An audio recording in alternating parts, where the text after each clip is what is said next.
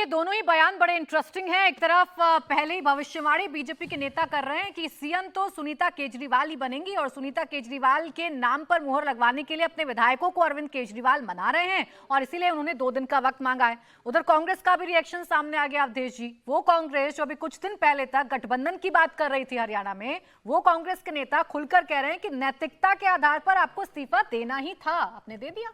नहीं, कांग्रेस का जो स्थानीय क्षेत्रीय प्रादेशिक नेताओं की जो प्रतिक्रिया होती है इस समय आईएनडीआईए के लोगों के लिए, वो राष्ट्रीय नीति के लिए अधिकृत नहीं होती है।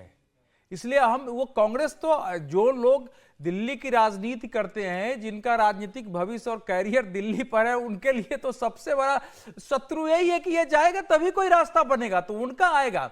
देखिए, इस समय अरविंद केजरीवाल, मैं समझता हूं कि इतिहास में ऐसे चरित्र है जिनको क्या करेंगे नहीं करेंगे, क्या बोलेंगे नहीं बोलेंगे, और जो बोलेंगे नहीं बोलेंगे, जो करेंगे नहीं करेंगे, उस सब को अपने समर्थकों के प्रति सहानुभूति में बटोरने की उनकी एक ऐसी कला है जो भूतो न भविष्यति।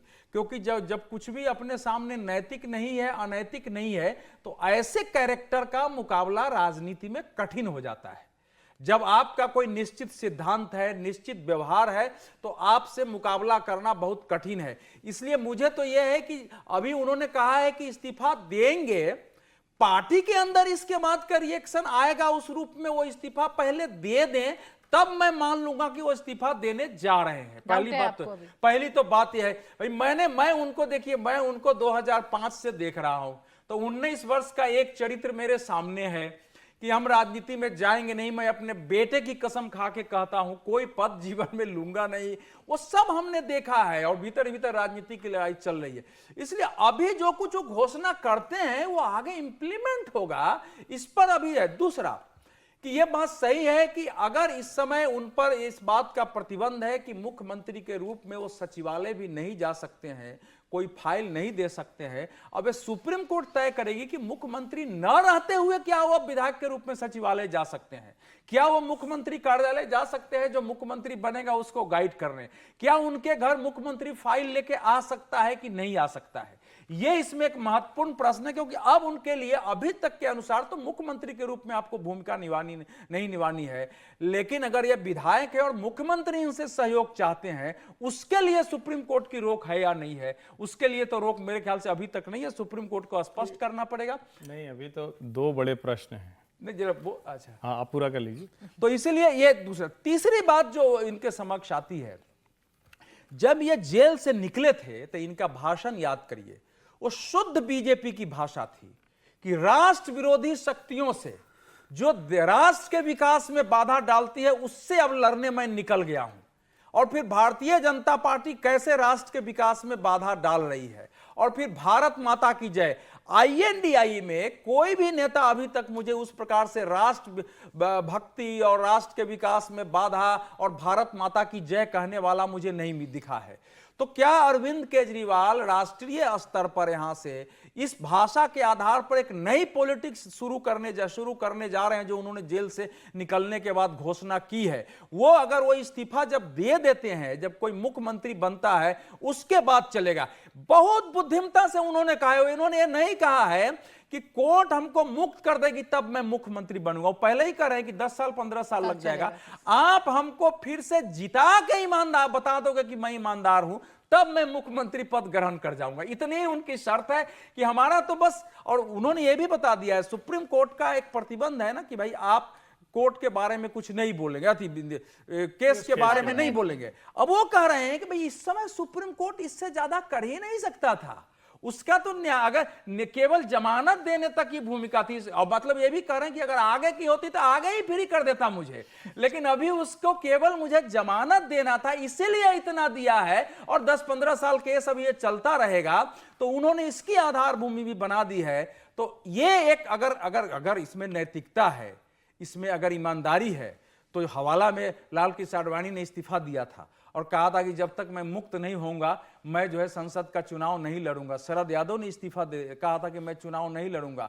मदन लाल खुराना ने मुख्यमंत्री पद से इस्तीफा दे दिया था। तो वो सब एक मानक होते थे अरविंद केजरीवाल से। लेकिन हां, भारतीय जनता पार्टी इतने बड़े प्रकरण में भी अगर आम आदमी पार्टी को रक्षात्मक मुद्रा अख्तियार करने के लिए विवश नहीं कर सकी है, तो इस कदम जो कि अकल्पनीय है और आगे भी उनका जो होगा वो कल्पनीय होगा, ऐसा मैं नहीं मानता हूं।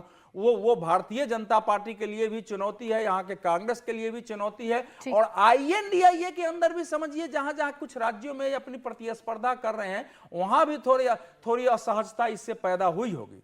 आप अब कुछ बोल रहे थे। नहीं, मैं सिर्फ दो सवाल मेरे मन में आ रहे थे। एक तो ये कि दिल्ली के मुख्यमंत्री के आवास में नया मुख्यमंत्री रहेगा नहीं, तो निकाल के इनको रहेगा या एक कमरा अलॉट किया जाएगा?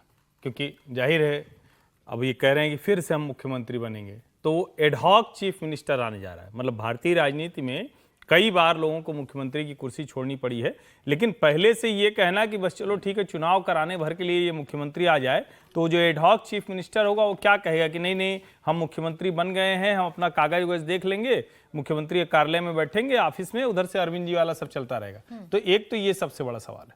दूसरा बड़ा सवाल जो कहा जा रहा है कि भाई उसमें कहने की क्या जरूरत है, वो तो जो भी आएगा निर्देश ले लेगा, उसके लिए कोई ऐसा थोड़ी ना है कि उसके चैम्बर में जाके अरविंद जी को निर्देश देना होगा। तो जो भी मुख्यमंत्री बनेगा वो निर्देश तो यहीं से ले रहा होगा, ये तो इस भाषण से सामने समझ में आ रहा है। तो क्या इस पर भी सर्वोच्च न्यायालय कोई संज्ञान लेगा? तो क्या मैं कह रहा हूं, देखिए इनको आप इतना एक्सपेक्ट मत करिए। ये हो सकता है कि एक विधानसभा के रूप में सदस्य के रूप में पार्टी के कुछ और, जैसे सोनिया जी के लिए पद क्रिएट हो गया था, वैसे कुछ पद क्रिएट करके ये चाहे तो सचिवालय में जाए, सचिवालय में हम अपने विधायक काम कराने तो जा ही सकते हैं विधायक के रूप में। वही तो कह रहा हूं कि इन्होंने इस प्रकार से काम किया है कि इनकी भूमिका पूरी रहेगी, कोई जिम्मेवारी नहीं होगी, वो फाइल पर साइन नहीं करेंगे, वो जैसे पहले था जिम्मेवारी नहीं होगी, लेकिन काम पूरा करेंगे, बाहर पॉलिटिक्स करेंगे। तो अरविंद केजरीवाल जी की हम सबको प्रतीक्षा करना चाहिए कि नया अवतार पर्दे के पीछे वाले सीएम रहेंगे, और कोई नई बात नहीं है। ऐसा कई बार हमने एक्सपेरिमेंट पूरे देश में देखा है, पर्दे के पीछे वाले सीएम का चेहरा कोई और है लेकिन काम कोई और कर रहा है। लेकिन अभी ये सीएम होगा कौन चेहरा होगा विजय जी, ये तो सबसे बड़ा सवाल है। क्या वो सुनीता केजरीवाल होंगी जो बड़ी एक्टिव नजर आ रही थी हरियाणा चुनाव में भी, लोकसभा चुनावों में भी ब्रिज की तरह काम कर रही थी अरविंद केजरीवाल और मीडिया के बीच में? आपके सवाल की हिम्मत की भी मैं दाद देता हूं कि जो इतने बड़े सरप्राइजिंग एलिमेंट और शॉकिंग एलिमेंट के साथ अरविंद केजरीवाल कर रहे हैं, उसके बाद आज आप ये पूछ रहे हैं कि मुख्यमंत्री कौन होगा, ये तो शायद केजरीवाल साहब के अलावा कोई बता सकता हो, ऐसा मुझे नहीं लगता। और अब तो हम देख रहे हैं हिंदुस्तान है गैर विधायक नहीं बनेगा, लेकिन ऐसी शपथ दिलाएगा भी नहीं। 6 महीने का चुनाव है ना। हाँ तो चुनाव है तो क्या हो गया, 6 महीने तो रह सकते हैं। विधायक तो 6 महीने का समय होता है। विधायक कैसे कह सकते हैं कि हम आपको शपथ नहीं मना नहीं कर सकते। टेक्निकली गैर विधायक सीएम नहीं बनेगा, ये तय है। नहीं, वो बनेगा, विधायक में से ही बनेगा, हो सकता है, लेकिन उसमें कोई बाध्यता नहीं। पूर्ण राज्य की सरकार नहीं है ये, इस सरकार में बाध्यता क्योंकि चुनाव 6 महीने में होने वाले हैं, तो आपको विधायक में से ही चुनना पड़ेगा। ना अगर विधायक दल कह देगा कि हमारे नेता ये हैं, तो वो तो आप मना थोड़ी नहीं कर सकते। एलजीबी मना नहीं कर सकते। आम आदमी पार्टी की तरफ से इनका जो संसदीय दल होगा वो एक चिट्ठी भेजेगा कि हमारे नेता ये चुने गए, हमारे विधायकों ने चुना है। एलजी को शपथ ग्रहण का विधायक का बनेगा वो, चुनाव तो होंगे नहीं 6 महीने के अंदर। नहीं, वो कल अभी उसका आ रहा है ना, उनका बयान आ रहा है जो संवैधानिक जानकार है कि गैर विधायक को बना नहीं सकते मुख्यमंत्री, क्योंकि 6 महीने के चुनाव है, तो विधायक में से चुनना पड़ेगा। एलजी मना कर देंगे गैर विधायक बहुत है। और ये बहस बेमानी है कि अरविंद केजरीवाल जी उसको सलाह देंगे नहीं देंगे, क्योंकि ये तो सब जगह होता है और संगठन बड़ा होता है। अभी तो केशव जी ने कहा था कि संगठन सरकार से बड़ा होता है, तो बीजेपी में ये चलता है, आम आदमी पार्टी नहीं चलेगा, संगठन के मुखिया तो है ही ना। और यहाँ तो कोई अध्यक्ष उपाध्यक्ष तो यहाँ तो देखिए, यहाँ तो एको हम द्वितीय नास्ती नहीं, आम आदमी पार्टी में एको हम द्वितीय नास्ती संगठन अरविंद केजरीवाल जी विचार। मैं अवधेश जी, विजय जी, आप दोनों को रोक रही हूँ। देखिए हमारे साथ इस वक्त प्रवीण खंडेलवाल जुड़ गए हैं, सांसद हैं बीजेपी के चांदनी चौक से। स्वागत है आपका प्रवीण जी। एक ऐसा मास्टर स्ट्रोक जिसकी कल्पना आपने भी नहीं की होगी, अरविंद केजरीवाल इस्तीफा दे चुके हैं, दे रहे हैं 2 दिन बाद। आवाज आ रही है सर?